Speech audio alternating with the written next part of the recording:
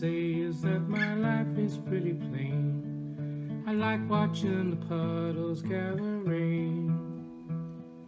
And all I can do is just pour some tea for two, speak my point of view, but it's not sane. It's not sane. It's not sane. It's not sane. I just want someone to say to me, oh, oh, oh, I'll always be here when you wake. I'd like to keep my cheeks dry today, so stay with me and I'll have it made. I don't understand why I sleep all the day. I start to complain that there's no rain. And all I can do is read a book to stay awake. And it rips my life away, but it's a great escape. Escape, escape, escape. I just want someone to say to me, oh, oh, oh, I'll always be there when you wake. Like to keep my cheeks dry today, so stay with me and I'll have it made. All I can say is that my life is pretty plain. You don't like my point of view, you think I'm insane. It's not sane. It's not sane. It's not sane.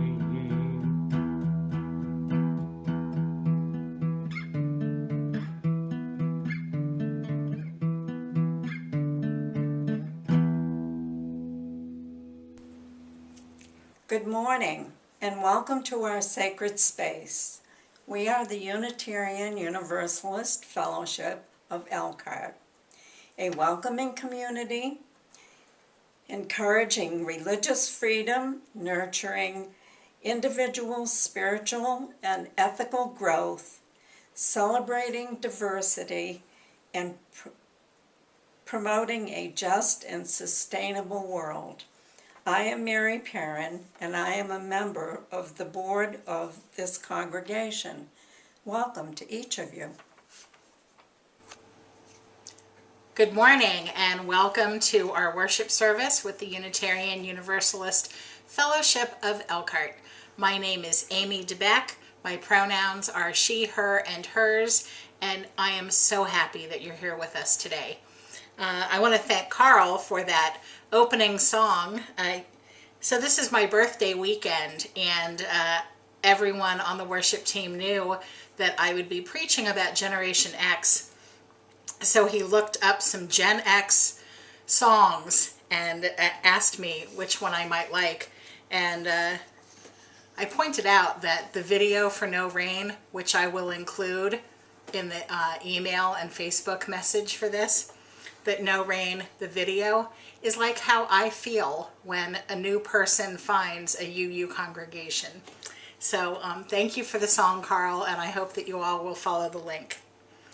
I want to welcome Lizzie French, who grew up here and then grew up and moved away to Colorado for doing music for us today, for the hymns and the postlude. Thank you. And her parents, Chris and Patty. I'm sure that you all are used to being called the parents of, as if you didn't have any credit yourselves. Thank you all for all the music this week and all the time. Next week, we'll end our 30 days of love. We love all the time, but the time between Martin Luther King Day and Valentine's Day is a time to concentrate on ways that we can change the world with our love. And next week's service is a national piece that is being sent around to different congregations, and I hope that you'll join us next week too. Pedro, Willow, and Jess Galicia are one of our families at UUFE, and Pedro is experiencing some really hard medical times right now, which means that Jess and Willow are too. If you would like to pray for them, I hope you will. If you'd like to hold them in your hearts, I hope you will. And if you'd like to help with their meal train, get in contact with me and I will make sure that you have that. It's on Facebook links and I can make sure that that also goes into the email. Speaking of helping our fellow beloved community, Charlie Bussard has been in some pain lately that he needed some help with and some company to get through.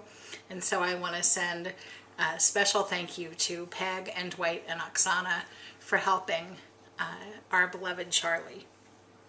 And the last thing I want to share with you before we get into the rest of the service is that our little free pantry outside of the building on Garden Street is filled regularly. Please use it. Also, if you know someone who needs to get some food in between their paychecks or their CCS dates, please tell them about the small food pantry, the little free pantry, which we still have to name. But please tell yourself, your family, and anyone else who might need to use that pantry. It's there and it's filled on a regular basis.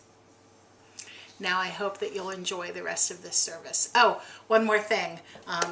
Shout out and thank you to my sister Joni. This morning we record this service on Saturday for Sunday morning. And so today, as I'm speaking to you, it's actually my birthday.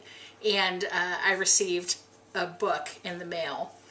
We've been talking about Black authors in my group that I talk to all the time, my sisters and girlfriends back home in Virginia, and we were talking about Ezra Jack Keats, and I got a new book from Joni today, and Henry's going to read it for us. So I hope that you'll enjoy the rest of this service and have a safe and warm and beloved week.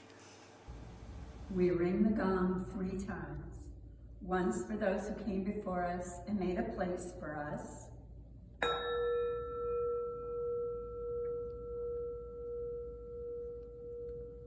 once for those who are virtually here now, and once for those who will come after us and build on the dream.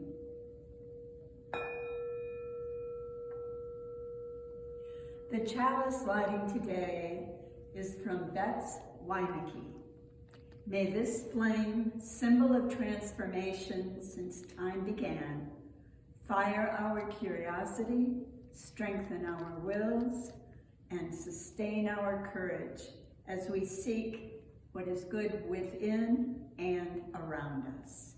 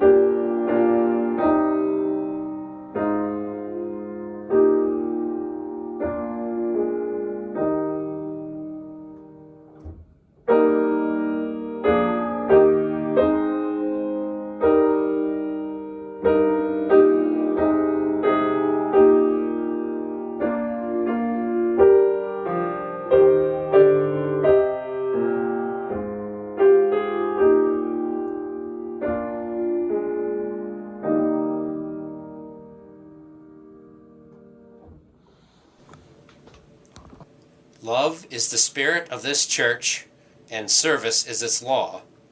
To dwell together in peace, to seek the truth in love, and to help one another. This is our covenant.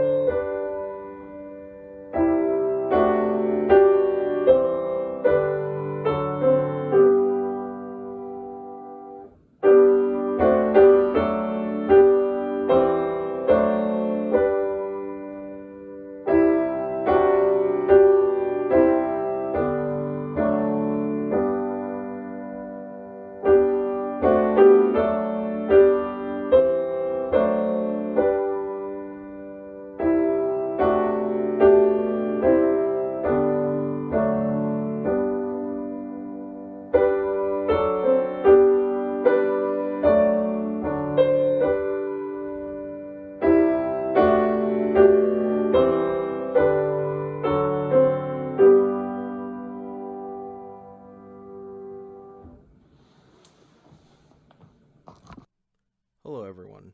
Today I'm going to be reading A Letter to Amy by Ezra Jack Keats.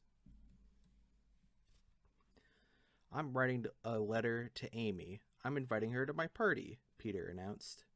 Why don't you just ask her? You didn't write to anyone else, said his mother. Peter stared at the sheet of paper for a while and said, Well, this way it's sort of special. He folded the letter quite a few times, put it in the envelope, and sealed it. Now I'll mail it, he said. What did he write? His mother asked. Will you please come to my birthday party? Peter. You should tell her when to come. So he wrote on the back of the envelope, It is this Saturday at 2. Now I'll mail it. Put on a stamp, his mother said. He did and started to leave. Wear your raincoat. It looks like rain. He put it on and said, It looks like rain. You better stay in, Willie, and ran out to mail his letter. Walking to the mailbox, Peter looked at the sky. Dark clouds raced across it like wild horses. He glanced up at Amy's window. She wasn't there. Only Pepe, her parrot, sat peering down. Willie, didn't I tell you to stay home? Peter thought, What will the boys say when they see a girl at my party? Suddenly, there was a flash of lightning and a roar of thunder. A strong wind blew the letter right out of his hand. Peter chased the letter. He tried to stop it with his foot, but it blew away. Then it flew high into the air and landed, skipping across a hopscotch game. The letter blew this way and that. Peter chased it this way and that. He couldn't catch it. Big drops of rain began to fall. Just then, someone turned the corner. It was Amy. She waved to him. The letter flew right toward her. She mustn't see it, or the surprise will be spoiled. They both ran for the letter. In his great hurry, Peter bumped into Amy. He caught the letter before she could see it was for her. Quickly, he stuffed the letter into the mailbox. He looked for Amy, but she had run off, crying. Now she'll never come to my party, thought Peter. He saw his reflection in the street. It looked all mixed up. When Peter got back to his house, his mother asked, "Did you mail your letter?" "Yes," he said sadly. Saturday came at last. Everybody arrived but Amy. "Shall I bring the cake out now?" his mother asked Peter. "Let's wait a little," said Peter. "Now, bring it out now," chanted the boys. "All right," said Peter slowly. "Bring it out now." Just then the door opened. In walked Amy with her parrot. A girl. "Ugh," said Eddie. "Happy birthday, Peter," said Amy. "Happy birthday, Peter," repeated the parrot. Peter's mother brought in the cake she had baked and lit the candles. Everyone sang. "Make a wish," cried Amy. "Wish for a truck full of ice cream," shouted Eddie. "A store full of candy and no stomach ache." But Peter made his own wish and blew out all the candles at once. That was the end. I hope that you enjoy the rest of the service, and well, I said this last time, but I hope I'll see everyone soon, and I'll keep saying it until we do see each other.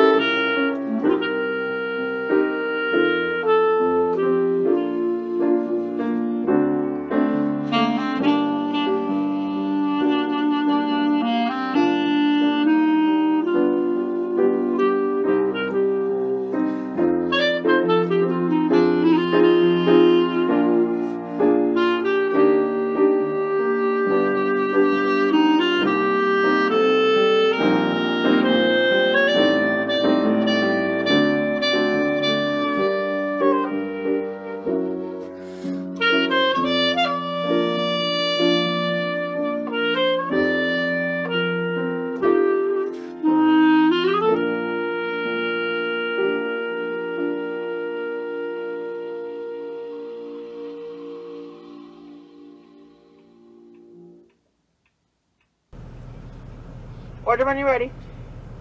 I'm 55 today. Do I get a senior coffee? Any cream or sugar? No, thank you. And you just wanted the senior coffee? Yes, a senior coffee. Remember when birthdays were a big deal? 18 and the draft, 21 and a legal drink. Now it's discount coffee. I turned 55 and I'm now a senior citizen. One more ID card to add to my wallet, the beloved community of senior citizens. How many identities do you have? Which ones were chosen, given, unfortunate, pride-filled? Which ones are embraced and which ones are denied or rejected? Taking an inventory of our identities, for example, during a pandemic, can help one decide which parts of us will help us and which ones we could just let lie for a while. This morning's sermon will be an opportunity for me to share some of my own ways of getting through this pandemic, and also I encourage you to celebrate everything. Birthdays, finishing something, doing a thing that's hard for you, even if it seems easy for others. Celebrations can be personal, just as we each have our own list of identities, which make up our total self. Celebrations can be big or small, quiet or loud.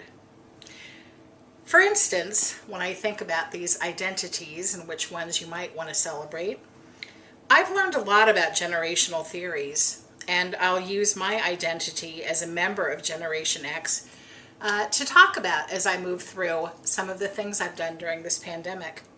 I hope you too will think of all kinds of celebrations, because you know what? You made it this far. You're with us today. Look at how great we've done just to make it this far, to be alive in this strange pandemic life. Part of being Gen X and Unitarian Universalist, and well, just me, is to keep up on the progressive strides being made regarding the issues I care about. And this goes for people and companies and groups, everybody. For instance, I loved Mary Engelbreit for her cute cherry fabric, but more recently I discovered that she's a fierce activist, especially after the racist events of Ferguson came to light. We can always keep changing and learning. The opposite of embracing would be to cancel. I've embraced Mary Engelbreit. Cancel culture is a big deal, where the minute a person's one imperfection is shown, they just aren't good anymore. I don't do cancel culture. Nobody's perfect, but I do keep up on the people, places, and things that have taken up space in my heart or my mind, and I make sure that they keep deserving that space. I don't love generational studies as much as I used to. For one thing, really the main reason, is that they really did not take into account the lived experiences of people of color until later in more recent generations. And so whenever I would talk about the greatest generation or the silent generation or even baby boomers, it's not quite as groupy as I thought. It's not quite as cozy. If people of color don't have the same experiences as their white cohorts, then the characteristics cannot speak for that whole generation. Before 1954 and Brown versus the Board of Education, or the 1965 Voting Rights Act, Black and white Americans had legally different experiences. Not like racism went away in 1965, it did not, but Americans born after 1965 were born into a nation more aware of the sin of racism than in previous generations. Being Gen X is a privilege that I hold with about 19% of our population. We are the smallest living population. We are smaller than boomers, smaller than millennials, and smaller than Gen Z.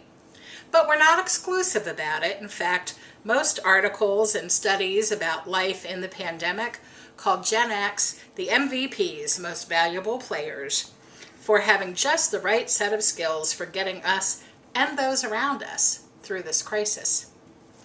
Some things will bond a cohort group regardless of race or class.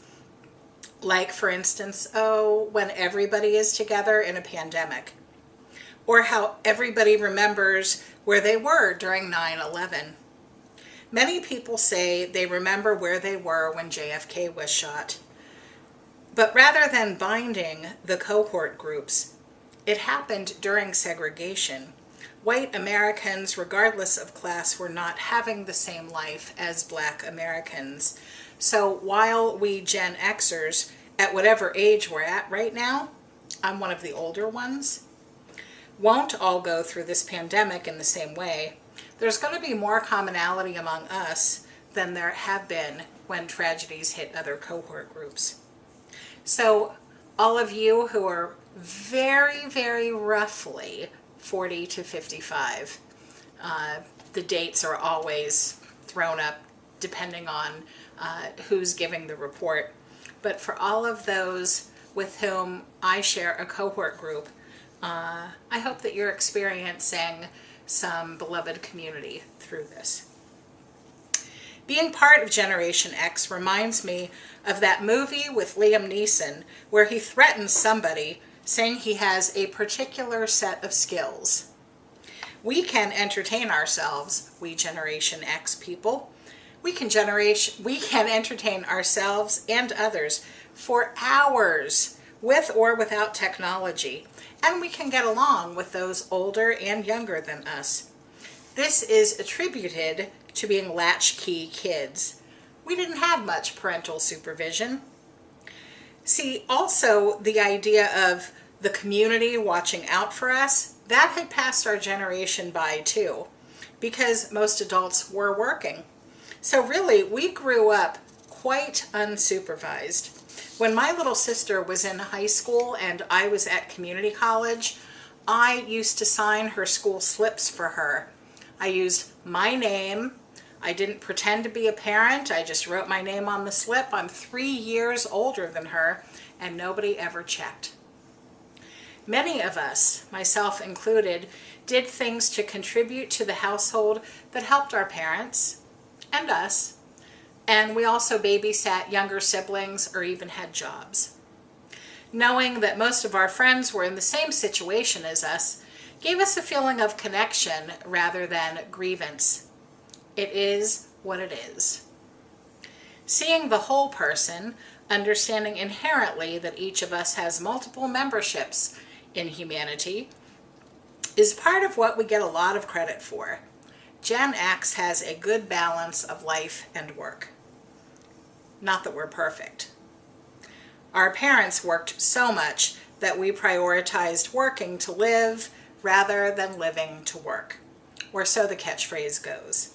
This bodes well for ministerial resiliency during the pandemic, when we are literally locked in with our personal life, family members.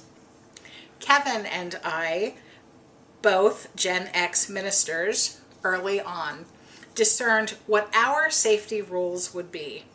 And then we taught our kids, we all talked it over, and we have held them up publicly. This is still how we operate a year in.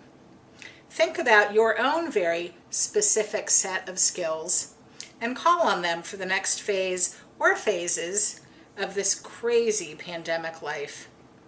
The hardest thing about figuring out how to keep UUFE in touch and in tune involved going to online worship services. I wonder if the Worship Arts Committee remembers my great idea from 2018 of getting us to download Zoom on our phones in case snow might make a meeting impossible. We gave it a whirl, but decided to forego tech lessons that night. I remembered that human element when choosing YouTube services over Zoom in March of 2020.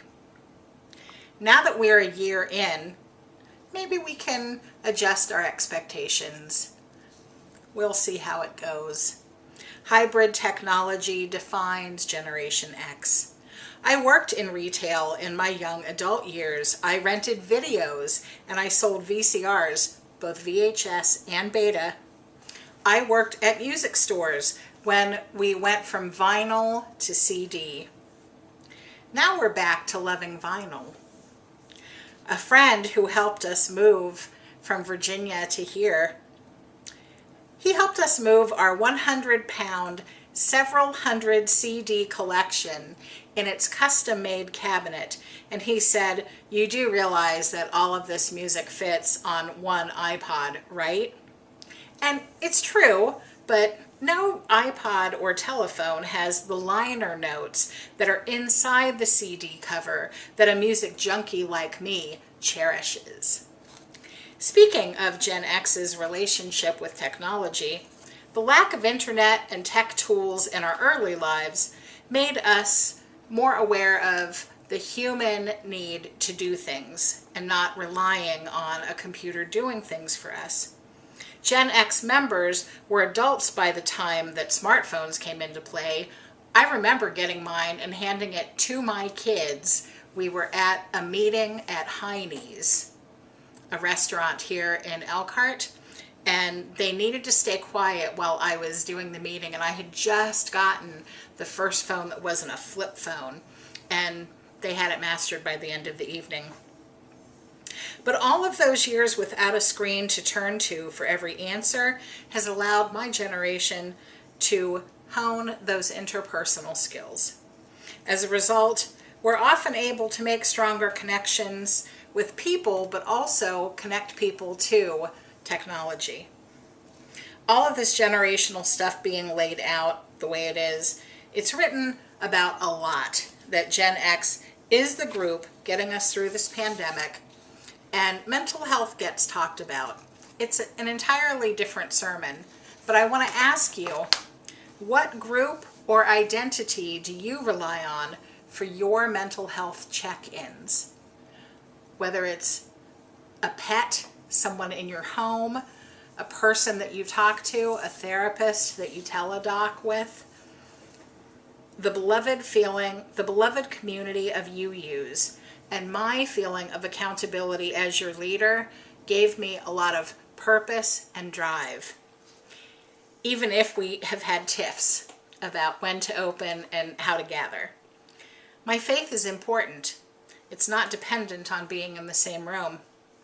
Mental health issues have come in waves throughout this last year, and I've relied heavily on my family members and my therapist and my peer group of ministers as we buoy each other.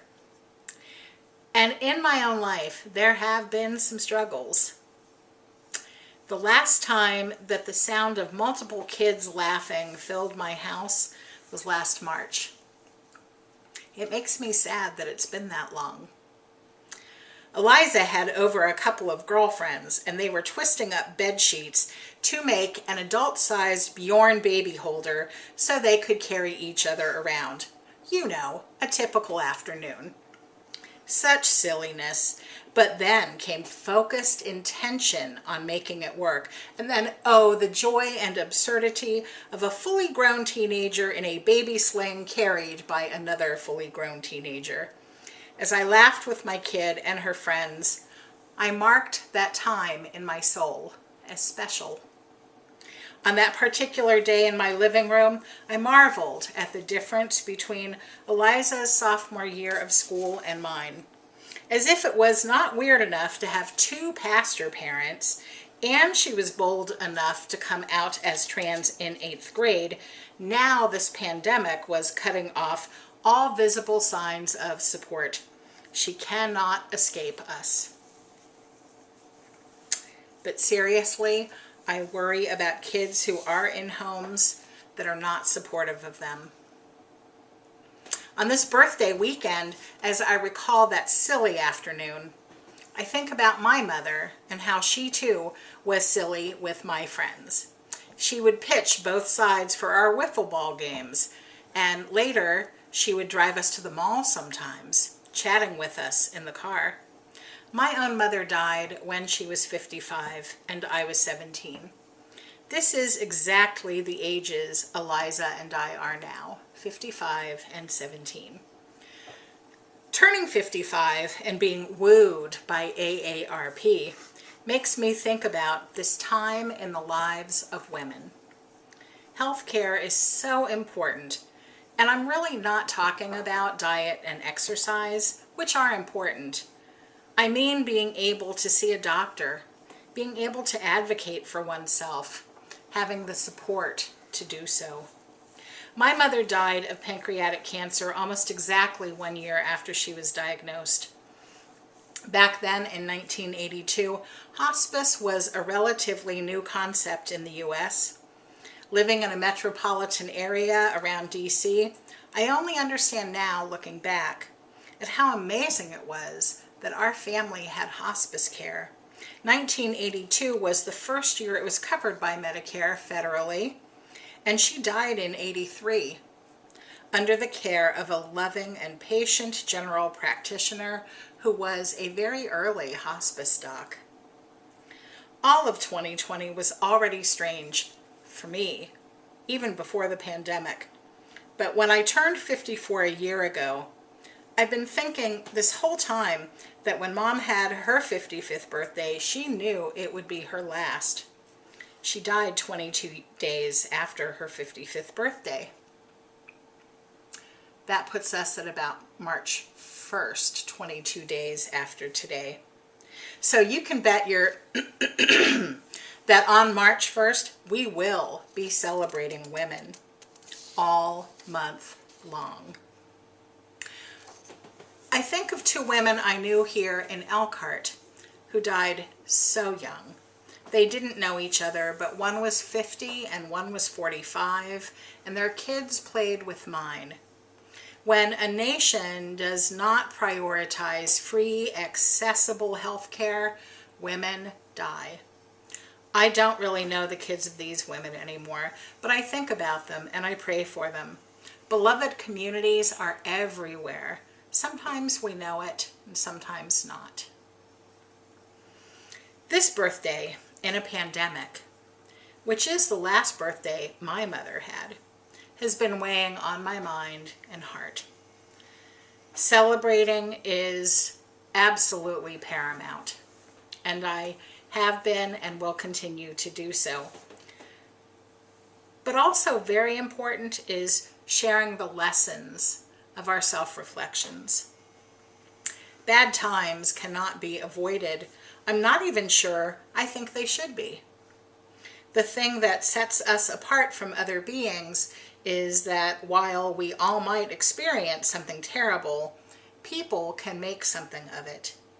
If we don't learn something about ourselves or the world or human nature or something after experiencing a tragedy or a hard time, it was a waste of time, which is another tragedy, to waste time. As I joined the ranks of senior citizens, the 55 and over crowd, which makes Kevin smile or laugh every time I say it, changes his identity too, that his wife is a senior citizen. Every time I think about joining these ranks, I embrace this period of my life. I embrace being a sage, a crone, a hag, a wise woman. Within the beloved communities of seniors, Unitarian Universalists, Generation X, and in the community of love built by my family and friends, even when we cannot all gather, this love, this feeling of connection is key to getting through this next phase without feeling alone. Beloved community, it's the goal. Now stay home where it's warm and celebrate that you made it this far.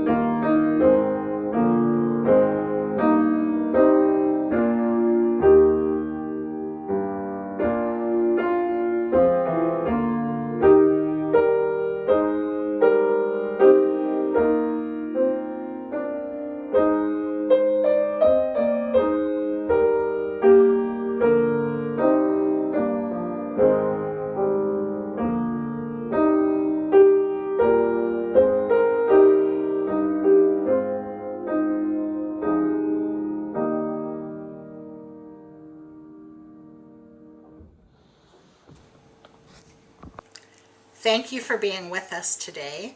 Our benediction is from my friend and colleague, Gen X minister Dawn Cooley. Let us go out into the world singing songs that proclaim liberty, songs that turn ashes into garlands, songs that bind up the afflicted and those who mourn, songs that, like oaks, have roots that go deep and stand strong. Let us go out into the world singing. We know these songs. They vibrate through time in our very souls. They are songs that give us life. They are the songs that give us meaning. They are the songs that give us purpose. Now it is our turn to take these life-giving songs out into the world. Let us go now, singing these songs with voices deep and strong, and may the world join us in praise and in celebration and in love. Blessed be. Amen. Go in peace.